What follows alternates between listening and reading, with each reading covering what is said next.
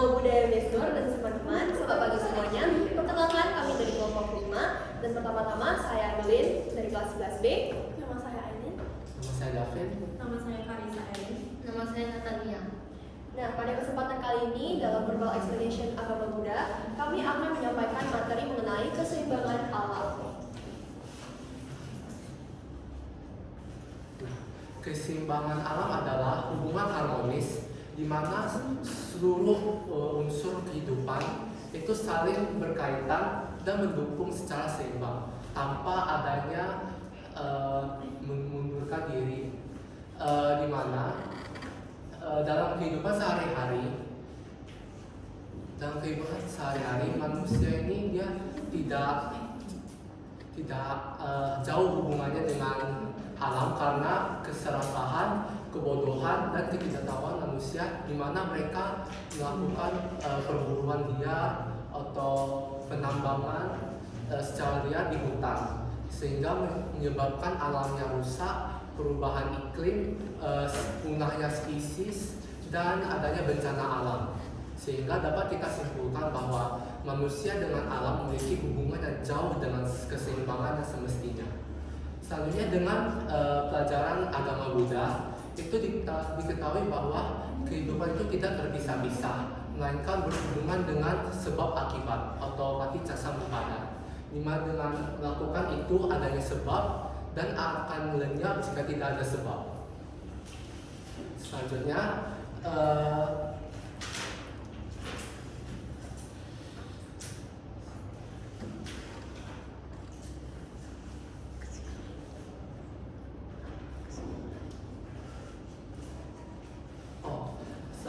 dengan ini maka manusia akan memiliki dampak atas perlakuannya terhadap alam secara langsung atau tidak langsung. Nah, dengan inilah maka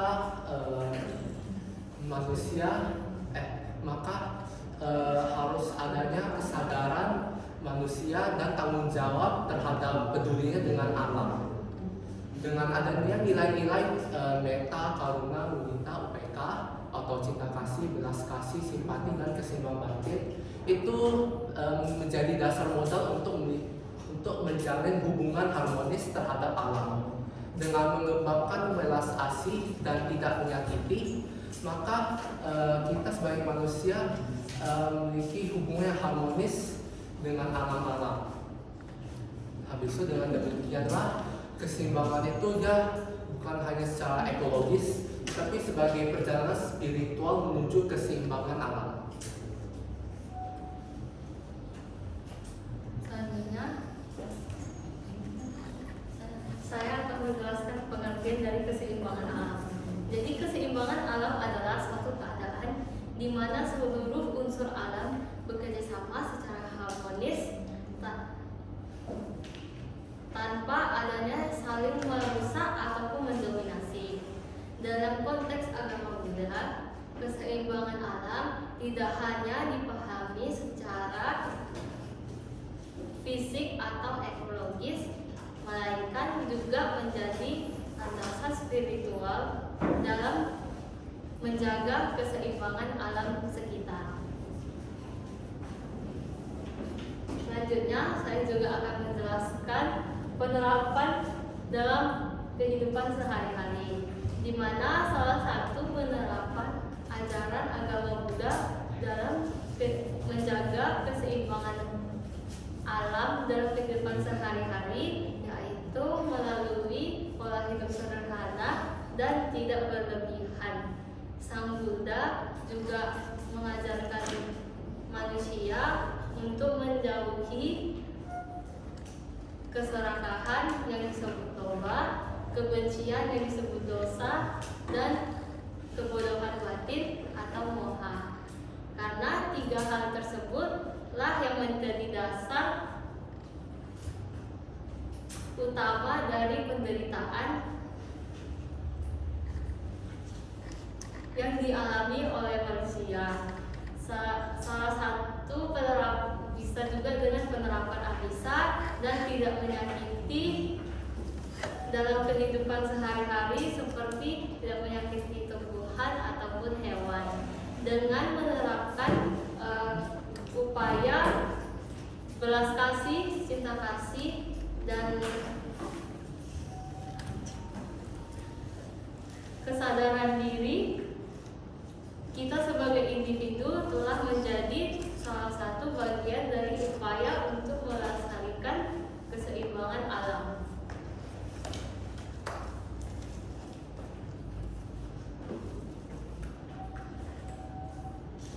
Nah, dalam ajaran Buddha ini tentunya menjaga keseimbangan alam dan peduli terhadap alam ini sudah lagi tidak asing dan bukanlah hal yang baru. Sejak zaman Buddha, Buddha sudah menegaskan bahwa kita harus mengembangkan rasa cinta kasih dan tentunya selalu menghormati semua bentuk makhluk hidup, mau dia hewan, manusia, bahkan tumbuhan. Bahkan Buddha sendiri pun sudah pergi dan tinggal hidup bersama alam. Ia telah hidup dengan alam dengan cara bermeditasi di bawah pohon bodhi, tinggal di dalam hutan, dan yang lain sebagainya. Sehingga ia sudah membuktikan bahwa itu merupakan wujud dari cinta kasihnya terhadap alam. Nah, ada pula sosok inspiratif dalam Buddhisme yang peduli alam. Dapat kita lihat dari gambar ini, yaitu tokohnya Thich Nhat Hanh. Kita bisa melihat dari namanya dan penampilan bahwa ia merupakan seorang biku Zen yang berasal dari Vietnam. Ia sangat dikenal sebagai pengajar dari mindfulness atau kesadaran penuh. Nah, dengan kesadaran penuh ini dia juga mengajarkan hal-hal penting, dan ajaran salah satu yang paling pentingnya yaitu interbeing. Interbeing dari namanya saja kita sudah mengetahui bahwa ini adanya hubungan erat antara dua makhluk ataupun lebih. Nah, hubungan yang dimaksud oleh si Thich Nhat Hanh yaitu hubungan erat antara alam dengan manusia. Ia juga selalu menegaskan bahwa sebenarnya alam dan bumi itu bukanlah hanya sekedar tempat tinggal, namun sudah merupakan bagian dari dalam diri kita. Jadi, apapun yang terjadi pada alam, maka kita sebagai manusia akan mendapatkan akibatnya seperti dari hukum sebab akibat. Contohnya saja, di dalam apabila kita membuang sampah banyak-banyak di sungai, tentunya kita akan mendapatkan dampaknya, yaitu mengalami banjir. Nah, tidak hanya itu, Thich Nhat Hanh ini juga sangat aktif dalam gerakan perdamaian dan pelestarian lingkungan sekitar. Salah satu contoh konkret yang paling besarnya yaitu dia mendirikan sebuah komunitas, yaitu Plum Village yang ada di Prancis. Plum Village ini, di sini warga-warga umat Buddhis ini bisa menjaga keharmonisannya. Lalu mereka sering bertani secara organik, hidup secara sederhana, dan tentunya selalu mengembangkan sikap keseimbangan alam dan selalu peduli terhadap alam.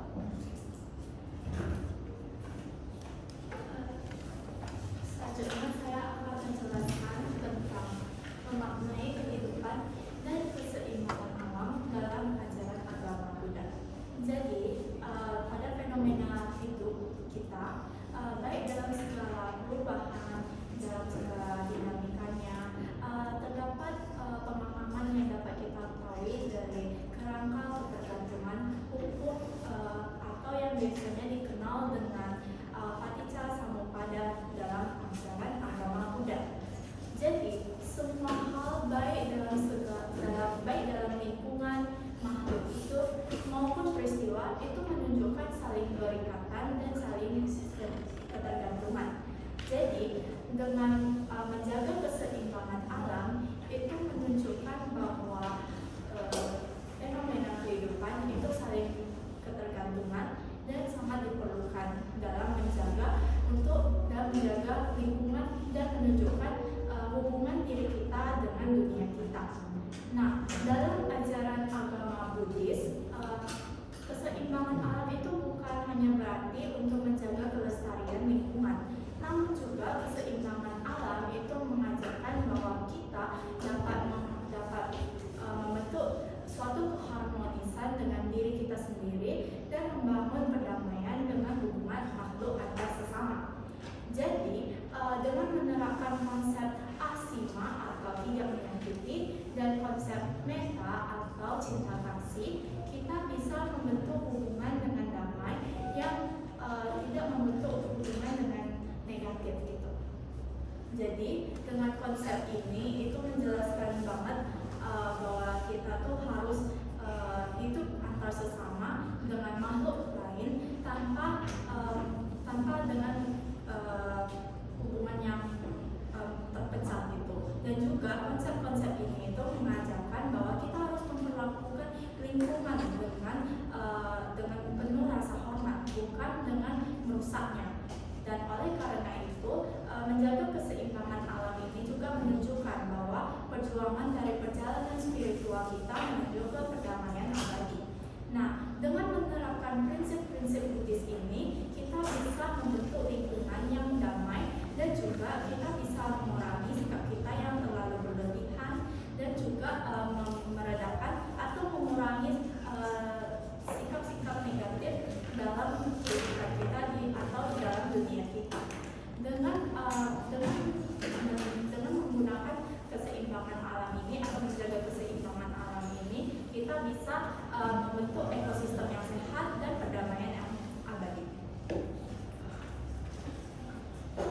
Selanjutnya, sebagai kesimpulan, dapat kita pahami bahwa keseimbangan alam dalam perspektif agama Buddha tidak hanya menyentuh aspek lingkungan secara fisik, tapi juga sangat terkait dengan dimensi spiritual dan moralitas.